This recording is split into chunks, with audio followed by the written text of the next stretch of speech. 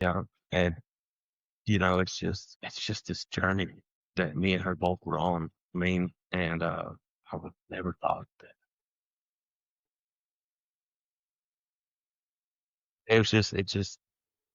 that God has a plan and just like trust in his plan. Amen. Trust his plan, And, so there's actually a, I was listening to this on one of my runs a couple weeks ago, and by Rascal Flatts, "God Bless a Broken Road," Mhm. and it spoke to me.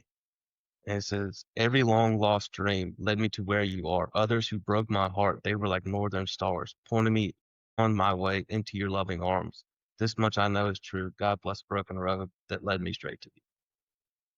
And that was just it hit me because I was like, everyone that hurt me in that dark time and Yeah. everything and so lonely, but those people were like northern stars. They, you know, unintentionally led me to God. That was Well, Hebrews tells us to not despise the Lord's discipline because he disciplines when he loves, and then Jesus reiterates that in Revelation. That's why we call this the forge. right. The hard times is what builds you into a man. It's what makes you appreciate the good times. Absolutely. It's what you learn the most when you're in the bad stuff. If every day was awesome and you always had a lot of money and you always felt good and you always ate steak and Right. it ain't like that. That's Right. just worldly. That's worldly stuff. Mhm. Right. That's right. And And you can't get, you know, too soaked up into this. That's exactly right. Worldly stuff.